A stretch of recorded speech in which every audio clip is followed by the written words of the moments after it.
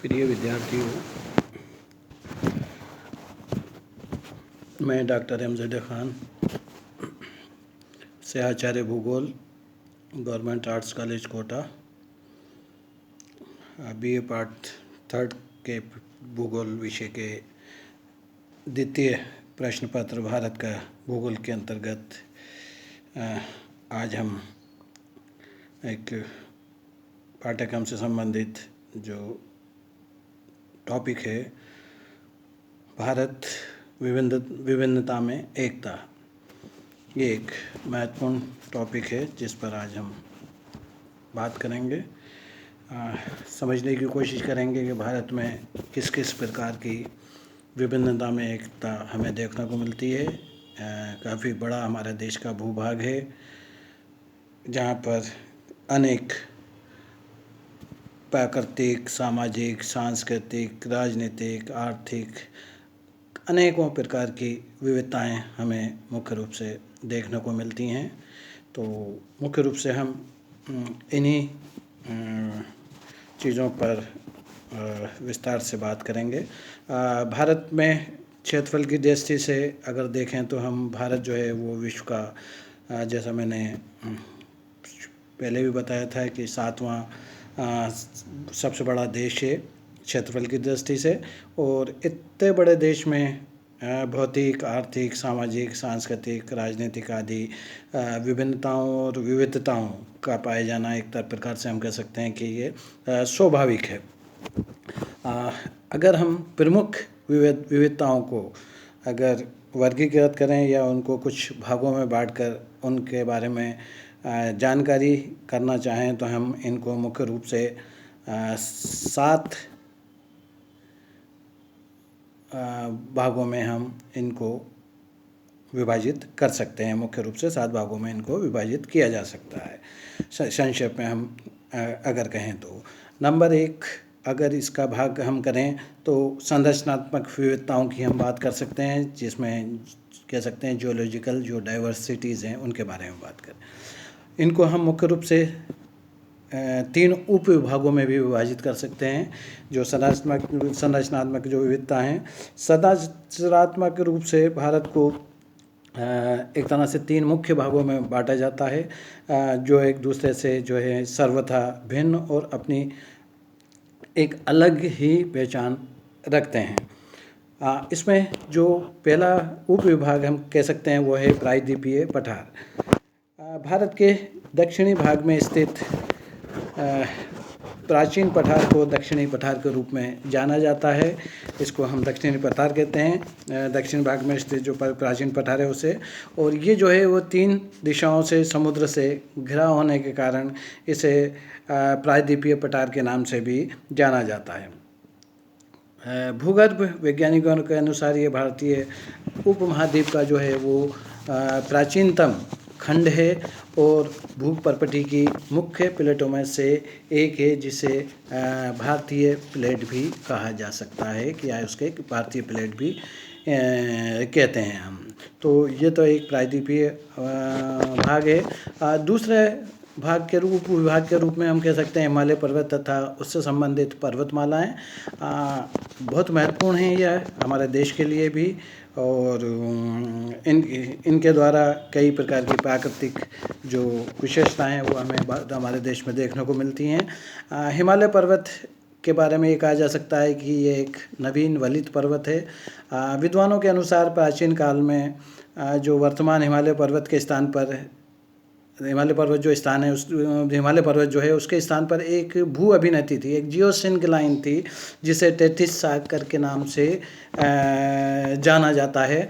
तो ये कहा जा सकता है कि वर्तमान में जो हिमालय पर्वत है, प्राचीन काल में विद्वानों का ऐसा मानना है कि वर्तमान जो हिमालय पर्वत है उसके स्थान पर एक विशाल भूसन्नति थी, जिसे हम टेथिस सागर के नाम से पुकारते हैं या उसके नाम से जानते हैं।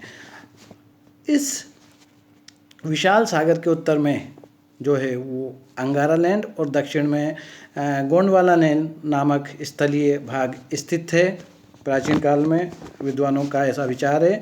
और कुछ भूगर्भीय हलचलों के कारण जो है ये दोनों स्थलीय भाग एक दूसरे के समीप आए और टेथिस सागर में निक्षेपित तलछट पर जो संपीड़न होने लगा और इस संपीड़न के कारण ये तलछट वलित होकर ऊपर भी उठने लगा और वर्तमान हिमालय का निर्माण हुआ। संक्षेप में ये कहा जा सकता है कि तैतीस सागर में जो निक्षेपित जो तलछट था उस पर संपीड़न होने के कारण इस संपीड़न के कारण ये तलछट जो है वो वलित हो गया और वलित होकर ऊपर उठने लगा और वर्तमान जो हिमालय पर्वत है वो वलित पर्वत के नाम से भी जो जाना जाता है, ये नवीन वलित पर्वत कहलाता है। तो ये इसके बनने का मुख्य कारण माना जाता है।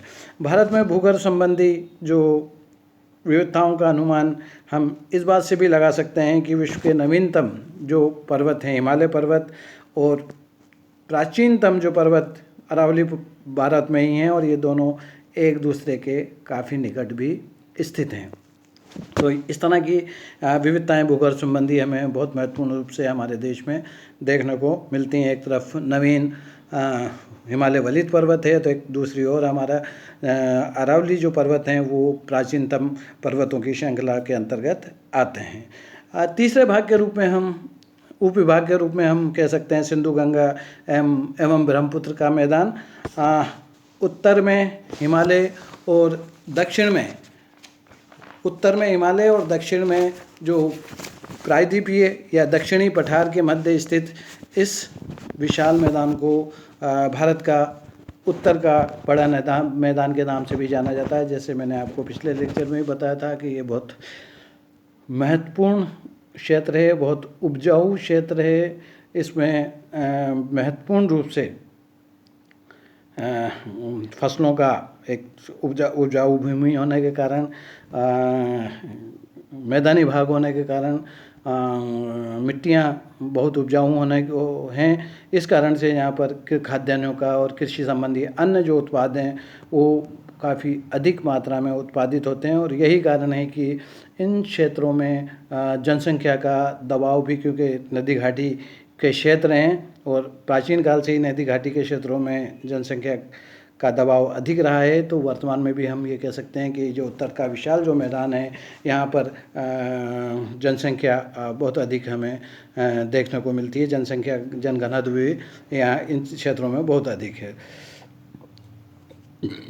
ये मैदान जो है वो अर्धचंद्राकार रूप में पश्चिम में सिंधु के डेल्टा से पूर्व में गंगा नदी के डेल्टा तक विस्तृत है। ये पश्चिम में जो सिंधु का डेल्टा है वह बहुत महत्वपूर्ण डेल्टा है और इसके साथ ही इसके पूर्व में जो है इस मैदान के गंगा नदी का जो डेल्टा है वहाँ तक ये विस्तृत है। ये दोनों डेल्टा बहुत महत्वपूर्ण हैं। ये सिंधु गंगा एवं ब्रह्मपुत्र नदियों से निर्मित है। मुख्य रूप से ये जो उत्तर का बड़ा मैदान या विशाल मैदान है ये सिंधु गंगा एवं ब्रह्मपुत्र नदियों से निर्मित है। दूसरा जो हम बात कर सकते हैं दूसरी महत्वपूर्ण विविधता की, उसमें हम कह सकते हैं कि प्रमुख जो विविधता हैं उसमें दूसरी जो विविधता के रूप में हम जिसे इंगित कर सकते हैं वो हैं धरातलीय विविधताएं। ये भी बहुत महत्वपूर्ण हैं, डाइवर्सिटीज़ ऑफ रिलीफ। धरातल संबंधी जैसा मैंने कहा कि हमारी विविधताएं जितनी हमारे देश में पाई जाती हैं उतनी अन्य किसी भी देश में हम ये कह सकते हैं कि नहीं पाई जाती हैं। धरातलीय विविधताएं प्राकृतिक रूप से प्राप्त हैं, प्राकृतिक प्रदत्त हैं, एक तरह से ये कहा जा सकता है। और बहुत अधिक विविधता हमें धरातल संबंधी क्षेत्रों में देखने को मिलती है, जो कि अन्य किसी देश में इतनी विविधता देखना एक मुश्किल कार्य है, वो हमें नहीं देख पाते हैं। एक तरफ उत्तर में गगनचुंबी हिमालय पर्वत श्रेणियाँ हैं जैसा अभी बताया आपको, और इसके दक्षिण में बिल्कुल विपरीत उत्तर का बड़ा मैदान है। हिमालय पर्वत के जस्ट नीचे जो है वो उत्तर का बड़ा मैदान है तथा इसके और दक्षिण में जो है वो भारत का प्रायद्वीपीय पठारी भाग है, जो कि जिसका कि अपना खनिजों और अन्य उत्पादों के लिए बहुत महत्वपूर्ण स्थान है और बहुत महत्वपूर्ण धरातलीय विविधता हमें देखने को मिलती है। आग्नेय तथा कायांतरित चट्टानों से बना पठारी भाग खनिज संपदा की दृष्टि से बहुत धनी है। खनिज, कई प्रकार के, अनेकों प्रकार के खनिज हमें इस जो क्षेत्र है ये प्रायद्वीपीय पठारी भाग, इसमें देखने को मिलते हैं। इसके विपरीत भारत के उत्तरी जो विशाल मैदान हैं उनमें खनिजों का लगभग अभाव देखने को मिलता है। जैसा मैंने कहा है, क्योंकि वो उपजाऊ मैदानी भाग हैं तो कृषि की दृष्टि से वो बहुत ही उपयोगी हैं, उनका महत्व कृषि संबंधी कार्यों के लिए बहुत अधिक है। जबकि हिमालय पर्वतीय क्षेत्र में अल्प मात्रा में खनिज पाए जाते हैं, बहुत कम मात्रा में प्राप्त होते हैं, तो वो प्राकृतिक पर्वत श्रृंखला है। और इस प्रकार से हम कह सकते हैं कि हमारे देश में ये तो मुख्य 3 भागों में हम विभाजित करते हैं, लेकिन अनेकों प्रकार की जो है वो विविधताएं हमें हमारे देश में देखने को मिलती हैं, चाहे वो प्राकृतिक रूप से हो, चाहे वो आर्थिक रूप से हो, चाहे सांस्कृतिक रूप से हो, चाहे राजनीतिक रूप से हो, चाहे आर्थिक रूप से हो। तो प्राकृतिक जो हमने या धरातलीय विविधता की जो बात की है हमने रिलीफ की, उसमें हमें बहुत अधिक महत्वपूर्ण रूप से परिवर्तन या अलग रूप में हमें ये देखने को मिलता है। अगले वीडियो लेक्चर में हम इस टॉपिक को कंटिन्यू करेंगे।